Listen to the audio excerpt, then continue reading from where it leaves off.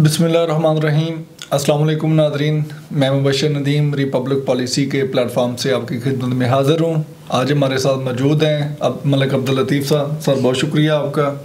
नाज़रीन, जैसा कि आपको पता है कि हमने पहले पॉपुलर वोट हल्का जाती सियासत पे जो सर्वे करवाया था उसके पॉपुलर वोट के बारे में आपको बताया।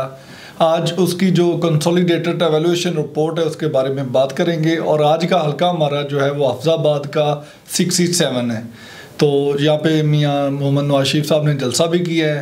तो अब्दुल लतीफ़ साहब से जानेंगे कि कंसोलिडेटेड रिपोर्ट क्या कहती है और ओवरऑल जो सिचुएशन है इस हल्के की उस पर रोशनी डालिएगा।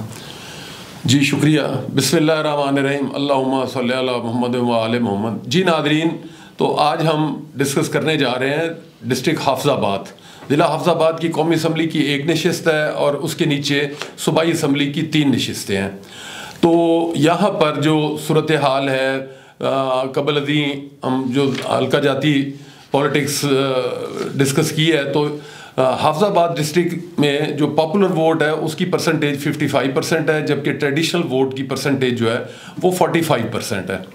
जब 55 जो पॉपुलर वोट है उसकी फर्दर बाइफिकेशन में जाते हैं तो पीटीआई जो है वो 52% के साथ लीड कर रही है, जबकि पीएमएलएन जो है वो 28%, जबकि 20% अदर्स में, जिसमें टीएलपी और बाकी जमातें भी शामिल हैं। यहाँ पे पैनल में जब जाते हैं कौमी असम्बली की, यहाँ से जो मुस्लिम लीग नून की तरफ से सायरा अफजल तारड़ साहबा इस वक्त इलेक्शन में हैं, वो कंटेस्ट कर रही हैं, जबकि पीटीआई की हिमायत याफ्ता मोहतरमा अनीका भट्टी साहबा, ये मेहदी हसन भट्टी साहबा की बेटी हैं, और शौकत अली भट्टी साहब जो पिछला इलेक्शन 2018 का यहाँ से जीते थे, कौमी असम्बली के रुकन मुंतखब हुए थे, उनकी हमशीरा है।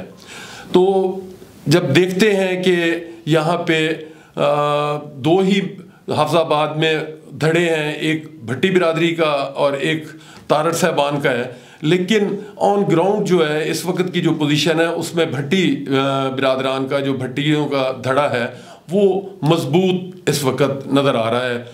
तो अब आते हैं उनके पैनल में। तो पैनल में जो नीचे सूबाई असम्बली की 3 नशिस्तें हैं उनमें पीपी 37 है, पीपी 38 है और पीपी 39 है। तो पीएमएलएन की तरफ से पीपी 37 में मियाँ शाहिद हुसैन साहब हैं और 38 में शेख गुलजार साहब हैं, जबकि पीपी 39 में मोहम्मद ओन जहांगीर साहब हैं। जबकि पीटीआई के जो हमायत याफ्ता हैं, यहाँ से पीपी 37 में चौधरी असदुल्ला अराई साहब हैं, जबकि पीपी 38 में चौधरी ज़मीरुल हसन भट्टी साहब हैं, जबकि पीपी 39 में पीटीआई के हमायत याफ्ता चौधरी कमर जवेद गुज्जर साहब हैं। जब पैनल को देखते हैं तो पैनल दोनों जो पीटीआई और के हमायत याफ्ता और पीएमएलएन के तो बैलेंस पेयर हैं, बैलेंस पैनल हैं उसमें। हाँ, अलबत्ता यहाँ पे जो पीटीआई के हमायत याफ्ता चौधरी कमर गुज्जर साहब हैं वो थोड़ा बिरादरी के एतबार से या अपने इस कॉन्स्टिट्यूंसी के एतबार से थोड़ा वीक तो ज़रूर हैं, लेकिन जब बात पैनल की आएगी तो पैनल बैलेंस है। तो और वैसे भी पॉपुलर वोट जो है उसमें पीटीआई जो है वो 52% यानी पीएमएलएन से काफ़ी आगे है। तो उस एतबार से ये बैलेंस पैनल ही मैं इसको कहूँगा।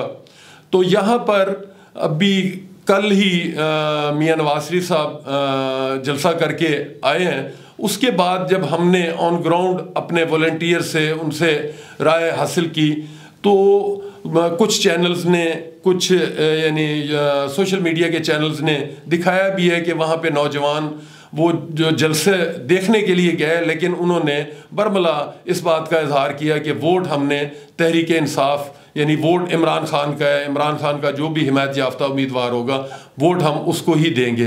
तो इस लिहाज से जब वहाँ पे आप प्रेजेंट मौजूदा जो पॉलिटिकल वेव है, तो वेव में तो पीटीआई जो है वो पीएमएलएन से काफ़ी आगे है।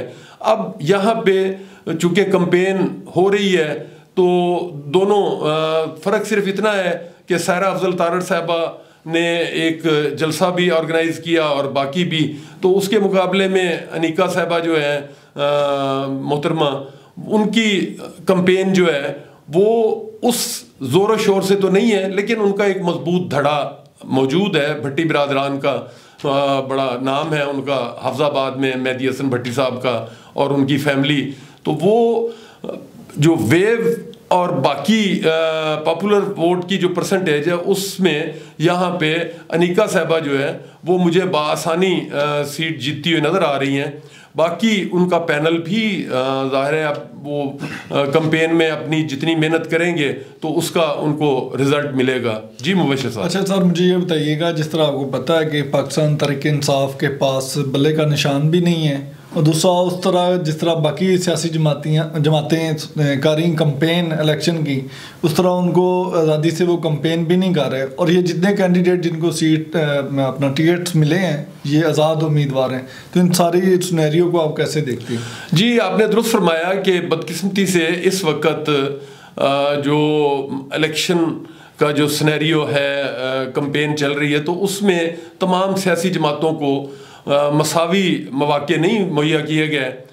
एक जमात को टारगेट किया गया है। अब उनसे जो उनका पॉपुलर कह लें बैट सिंबल जो था बैट, वो भी वापस ले लिया गया है। तो अब उनके उम्मीदवारान आज़ाद हैसियत में इलेक्शन कंटेस्ट कर रहे हैं, लेकिन वो पीटीआई के हमायत याफ्ता हैं। पीटीआई ने अपने तौर पे उनको टिकट अवार्ड करना कहें या उन्होंने उनको ओन किया है कि ये हमारे हमायत याफ्ता उम्मीदवारान हैं। तो उस एतबार से अब सोशल मीडिया का दौर है। जिस तरीके से पीटीआई के वॉलंटियर्स घर घर जाके इस बात को अपने वोटर्स तक पहुंचा रहे हैं कि जी इस कॉन्स्टिट्यूंसी में हमारा फलां उम्मीदवार है और उसका ये इंतखाबी निशान है, तो मैं नहीं समझता कि जी सिंबल जो है बैट के ना होने से कोई इतना बड़ा फ़र्क पड़ेगा। थोड़ा बहुत कोई 2-4% तो पॉसिबिलिटी है, लेकिन ये नहीं है कि बैट ना होने की वजह से कोई बिल्कुल ही वो इलेक्शन से आउट हो जाएंगे। ऐसी सिचुएशन नहीं है। अब लोगों में इतनी अवेयरनेस है, बल्कि मैं तो बरमला अपने नाजरीन को ये बताऊंगा कि इन टैक्टिस से कोई पीटीआई की सपोर्ट कम नहीं हुई, बल्कि लोगों में एक तरह का रिएक्शन आया है कि जी एक जमात के साथ इस तरह का इंतकामी सलूक हो रहा है। तो अब वो अपने उस रिएक्शन को वो ओपनली कहते हैं। जहाँ जहाँ भी नौजवानों से रब्ता किया गया उन्होंने बिल्कुल ओपनली इस बात का इआदा किया है कि हम इस जो विक्टिमाइजेशन है, हम इसका जवाब 8 फरवरी को पोलिंग डे पे मैक्सिमम तादाद में पोलिंग स्टेशन पे जाके अपना हक के राय दही इस्तेमाल करके हम बताएंगे कि ये विक्टिमाइजेशन जो है ये ठीक नहीं है, ये ज़्यादती हो रही है। तो मैं इन हालात में सिंबल का ना होना या उसको कोई इतनी अहमियत नहीं देता। जो इस वक्त वेव है, जो लोगों में एक रिएक्शन है कि जी इस तरीके का इंतकामी सलूक हो रहा है, तो उससे अभी जितने भी मैंने सोशल मीडिया पे या बाकी जो नाकदीन है उन सबको सुना है, तो किसी ने भी कल के जलसे को कोई कामयाब जलसा नहीं कहा गया। उसको एक तरह का कह लें कि जी एक फोर्सफुली कि आपने तालीमी इदारे बंद करके उनको छुट्टियां दे के स्टूडेंट्स को या उनको कहा कि जी वो जलसे में जाएं, तो इस तरह से तो कोई आप अच्छा इम्पैक्ट नहीं क्रिएट कर रहे। लोगों में इस चीज़ का यानी इम्पैक्ट इस जलसे का और उनके जाने का नेगेटिव गया है और लोग बरमला अपना रिएक्शन जाहिर कर रहे हैं। तो मुझे तो इस कॉन्स्टिट्यूंसी से बेशक दोनों ख़वातीन इलेक्शन कंटेस्ट कर रही हैं, सायरा अफजल तारड़ साहबा भी और अनीका भट्टी साहबा, तो मुझे तो अनीका भट्टी साहबा का पलड़ा भारी नज़र आ रहा है। बाकी अब देखते हैं, अभी बाकी दिन हैं कैंपेन के, तो उसके बाद हतमी तौर पे तो जो नतायज हैं वो तो 8 फरवरी को आपको शाम को ही मिलेंगे। लेकिन जो बज़ाहिर इस वक्त हालात हैं उसमें हाफजाबाद के इस कॉन्स्टिट्यूंसी से पीटीआई के हमायत याफ्ता जो पैनल है उसका पलड़ा भारी नज़र आ रहा है मुझे। अच्छा अब्दुल लतीफ़ साहब, ये बताइएगा कि जिस तरह हमारी एवेल्यूएशन रिपोर्ट है, कंसोलिडेटेड रिपोर्ट जो हमारी है, उसमें 55% जो है वो पॉपुलर वोट है और 45% जो है वो हमारा ट्रेडिशनल है, तड़ाबंदियों का वोट है। बज़ाहिर तो पीटीआई में पॉपुलर वोट में इस रिपोर्ट में आगे है। अगर हम ट्रेडिशनल वोट की बात करें तो अगर उसमें ट्रेडिशनल वोट दूसरे धड़े को ज़्यादा मिल जाता है तो क्या कोई इलेक्शन पे असर पड़ेगा? नहीं, देखिए बात ये है कि आप एक तो जब ये चीज़ें, ये फैक्टर डिस्कस करते हैं तो इनको आप कॉन्स्टिट्यूंसी वाइज ही डिस्कस कर सकते हैं। आप उस कॉन्स्टिट्यूंसी, उस डिस्ट्रिक्ट और उस माहौल से बाहर जाके किसी और के साथ कंपेयर नहीं कर सकते। जहाँ तक ट्रेडिशनल वोट का तल्लक है कि यहाँ पे 45% है धड़ों का जो वोट है, तो आप पीटीआई के जो हमायत याफ्ता पैनल है उनको कोई आप कमज़ोर धड़ा तो नहीं कह सकते कि वो माशाल्लाह बड़े नामी ग्रामी, उनको हाफजाबाद के हवाले से भट्टी साहबान को कौन नहीं जानता, ज़ाहिर है उनका मजबूत धड़ा है। तो उन्होंने इसीलिए मैंने कहा है कि उनकी पोजीशन बेहतर नज़र आ रही है इस लिहाज से कि वो ट्रेडिशनल वोट को भी मोटिवेट कर रहे हैं, वो भी उनके साथ है और पॉपुलर वोट तो है ही है। तो इस एतबार से ट्रेडिशनल वोट जो 45% है उसमें से आप इनको कोई माइनस तो नहीं कर सकते। ये तो पॉसिबल नहीं है कि जी वो 45% सारे का सारा सायरा अफजल तारड़ साहबा के चला जाए बैग में और इनको ना जाए, ऐसा तो हरगिज नहीं है।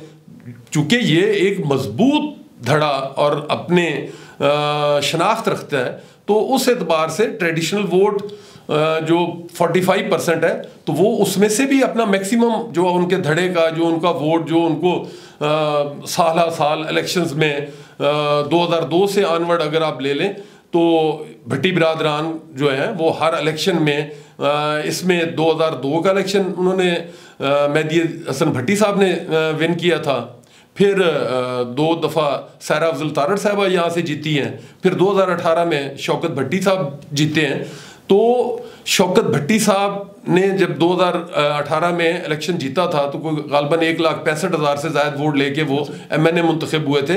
और ये बात नाजरीन को बताता चलूँ कि 2018 में 44,000 लियाकत भट्टी ने लिया था TLP के प्लेटफॉर्म से। लियाकत भट्टी जो है वो मेहदी हसन भट्टी साहब के भाई हैं, तो इनफैक्ट वो वोट भी जो है वो भट्टी बिरादरान का, उनके धड़े का वोट है, वो कोई TLP का नजरियाती वोट नहीं है। तो अगर उसको 44,000 को और 1,65,000 को उनको अगर आप मिला लें तो ये 2,10,000 के करीब वोट बनते हैं। और उसके मुकाबले में सायरा अफजल तारड़ साहबा ने 1,57,000 के करीब वोट हासिल किए थे।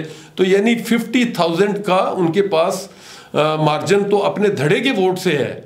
और फिर पॉपुलर वोट इस वक्त वेव भी है, तो अब भी शायद ये कल वाला अगर जलसा अच्छा जलसा हो जाता, अच्छा वहाँ पे कोई मैसेज डिलीवर हो जाता, तो फिर आप कह सकते थे कि जी कोई कंपटीशन होगा। मुझे तो इस सारे सिनेरियो में एक तरह का कह लें कि जी पोजीशन जो है वो पीटीआई के हमायत याफ्ता की एक तरह की वन साइडेड सी लग रही है और उनका पलड़ा बहुत भारी है। जी नाज़रीन, आपने ज़िला हाफिज़ाबाद का जो हल्का 67 है उसके बारे में कम्प्रीहेंसिव एनालिसिस सुना अब्दुल लतीफ़ साहब का। उम्मीद करता हूँ कि आज का प्रोग्राम आपको अच्छा लगा होगा, और अगर अभी तक आपने हमारा चैनल सब्सक्राइब नहीं किया तो आपसे गुजारिश है कि हमारे चैनल को सब्सक्राइब करें और कमेंट सेक्शन में जाके अपनी बेहतरीन रास्ते में मुस्तफ़ीद फरमाएँ ताकि हम अपने प्रोग्राम को मज़ीद बेहतर कर सकें। आप सब लोगों का बहुत शुक्रिया। अल्लाह हाफिज़।